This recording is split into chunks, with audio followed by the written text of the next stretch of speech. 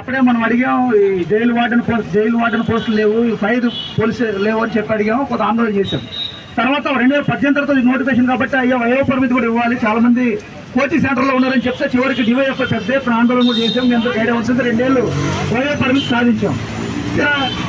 Exam రాసాం, దాదాపు 95,208 మంది అర్హత సాధించాం. ఈ పాటికి మీరు ఉద్యోగాలు వచ్చి జీతాలు కూడా తీసుకోవాలి లెక్కంటే, అవునా కదా?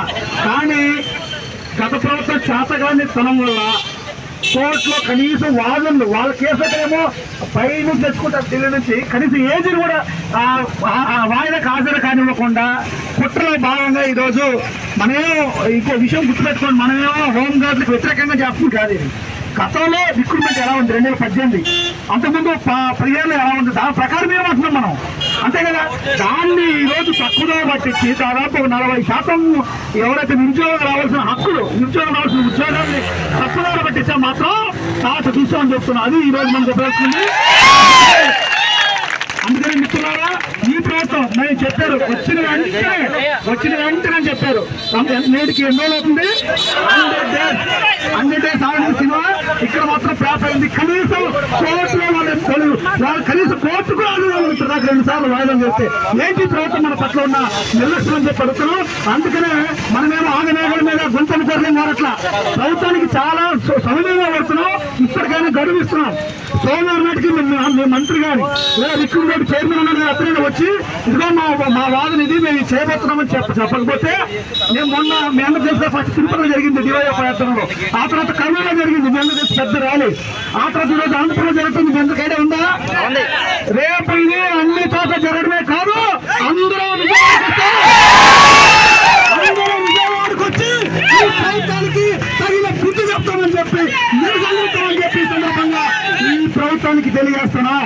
అందుకనే మేమంటున్నాం, హోంగార్డుల మీద మా పట్ల సానుభూతి ఉంది. హోంగార్డు నిజమే 710 రూపాయలు, అరే మాకు 1 రూపాయలు వచ్చారయ్యా, కూలి పెడుతున్నాం. మీకు ప్రేమ ఉంటే 50,000 వేతనం ఇవ్వండి, 25,000 మాకే అభ్యంతరం లేదు, చట్ట ప్రకారం మేమంటున్నాం. కానీ తప్పుడు వాదనలు చేసి కోర్టు కనీసం నోటిఫికేషన్ చేసిన ప్రభుత్వం దాన్ని నడిపించడానికి చేత కాకపోతే ఇంకెందుకు ఈ ప్రభుత్వం అని చెప్పి పెడుతున్నాం. దాదాపు 19,000 ఉద్యోగాలు చెప్పింది హోంమంత్రి, ఎంత రఫ్గా 20,000 అన్ని ఉద్యోగాలు ఖాళీలు ఉంటే ఇప్పుడు ఎన్ని వెరసి దాదాపు 30,000 ఉద్యోగాలు ఖాళీలు ఉన్నాయి. కానీ 7,000-8,000 నుంచి ఉద్యోగాలు లేవు. పోలీస్ అన్న కళ ఈరోజు మాయమవుతోంది. మరో పక్క ఏమవుతుంది, బాడీ పెరుగుతుంది, వయసు పెరుగుతుంది, ఫిట్నెస్ కోల్పోతున్నాం. ఇంకా చెప్పండి మిత్రుడు, నెలకి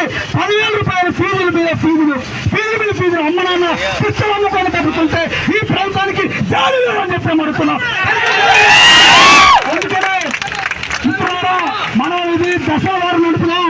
ఏదో ఆవేశంగా వచ్చి పోవటం కాదు. ఖచ్చితంగా పట్టు పట్టామంటే వేమని చెప్పినట్టు పట్టు పట్టరాదు, పట్టు విడవరాదు. పట్టు విడుకలు దానిగా సాగుతుందని చెప్పాడు వేమన. ఈ ఉద్యోగాల ప్రక్రియ భక్తి చేసే వరకు, ఈ ఉద్యోగాలు మన ఉద్యోగాల వరకు వచ్చే వరకు ఖచ్చితంగా పిడిగిని బిగించి పోరాడదాం అని చెప్పి ఈ సందర్భంగా ఈ కాకినాడ గడ్డలో మీ అందరికీ పిలిపిస్తున్నాను. ఈ ఆరంభం మాత్రమే, ప్రభుత్వం ఏదో అయిపోయింది అనుకుంటే పొరపాటు. ఆరంభం మాత్రమే, అంతం కాదు. ఇది ఉద్యోగాలు ఇచ్చే వరకు ఈ పోరాటం కొనసాగుతుందని చెప్పి అందరికీ తెలియజేస్తూ, చాలా ఓపిక తీరిక ఎన్న సైతం లెక్క చేయకుండా యువతరం ముందుకొచ్చిన మీ అందరూ కూడా డివైఎఫ్ఐ ఎస్ఎఫ్ఐ సెల్యూట్ తెలియజేస్తూ ఈ పోరాటం ముందుకు తీసుకెళ్ళమని చెప్పి తెలియజేస్తూ ధన్యవాదాలు.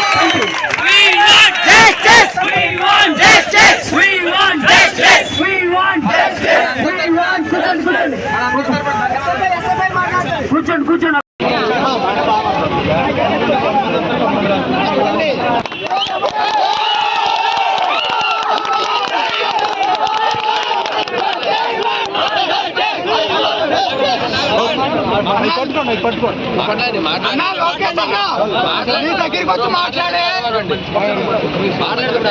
మధ్యలో కేకలు అరుపులైతే ఎలా చెప్పాలి కదా. చూపించండి, ప్లకార్డ్ చూపించండి, ప్లకార్డ్ చూపించండి, సరిగ్గా చూపించు స్వామి. నువ్వు ఆవేశపడతావు తప్ప నువ్వు ఆవేశపడతావు. ఒకసారి చూపించండి, అది చూపించండి ప్లకార్డ్. గత ప్రభుత్వం మా కానిస్టేబుల్ నిరుద్యోగులకి చాలా అన్యాయం చేసింది. కాబట్టి ఆ ప్రభుత్వానికి తగిన బుద్ధి నిరుద్యోగ యువతలే. ఆ 6% ఓట్లు మా నిరుద్యోగులవే. మేమందరం కష్టపడి ఈ ప్రభుత్వాన్ని తీసుకొచ్చాం. ఈ రోజు కొత్త గవర్నమెంట్ వచ్చి 3 నెలలు అయింది. అయ్యా లోకేష్ అన్నయ్య, పవన్ కళ్యాణ్ అన్నయ్య, 3 నెలలు అయింది మీరు గెలిచి. మేము 6 సంవత్సరాల నుండి కష్టపడుతున్నాం. ఈ రోజు విజయవాడలో సమస్య వచ్చింది. వారం రోజుల్లో వాళ్ళకి న్యాయం చేశారు. మా 95,000 మందికి 5 సంవత్సరాల నుండి సంవత్సరానికి 1,00,000 అవుతుంది. 5 సంవత్సరాల నుండి ఒక కుటుంబం 5 లక్షలు లాస్ అయ్యాము. ఆ విధంగా కాకుండా రోజు గ్రౌండ్ మా ముడుగులు పోయాయి, మా నరాలు ఇదో నా నడుము మొత్తం పోయింది, నా వెన్నుపూస మొత్తం అరిగిపోయింది. ఈరోజు నాకు పట్టించుకున్న వాళ్ళు ఎవరు లేరు.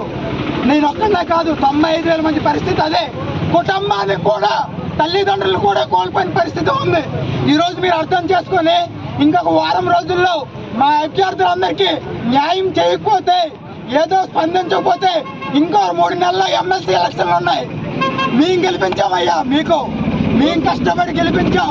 3 నెలల్లో ఎమ్మెల్సీ ఎలక్షన్లు ఉన్నాయి. ఆల్రెడీ ప్రభుత్వం ఎమ్మెల్సీ ఎలక్షన్లో తగిన బుద్ధి చెప్పాం. మా అందరికీ న్యాయం చేస్తారని ఆశిస్తున్నాం. ఇది కేవలం నిరసనే. మీరు ఇంకా కొద్ది రోజుల్లో స్పందించకపోతే మా కానిస్టేబుల్ అభ్యర్థులు అందరం కలిపి ఉద్యమం జరుగుతుంది. బంగ్లాదేశ్ లో జరిగింది, ఇక్కడ కూడా జరుగుతుంది. సహనంతో ఉన్నాము. దాన్ని గత 2 సంవత్సరాల నుంచి నిర్లక్ష్యం చేస్తూ ఉన్నారు. ఫిలిమ్స్ క్వాలిఫైన 9 నిజాలు ఈరోజు 2 సంవత్సరాల నుంచి వాళ్ళ ఉద్యోగాలు, వాళ్ళ కుటుంబాలు వదుకుని కాకినాడ ఇతర ప్రాంతంలో ఉంటూ ఉన్నారు.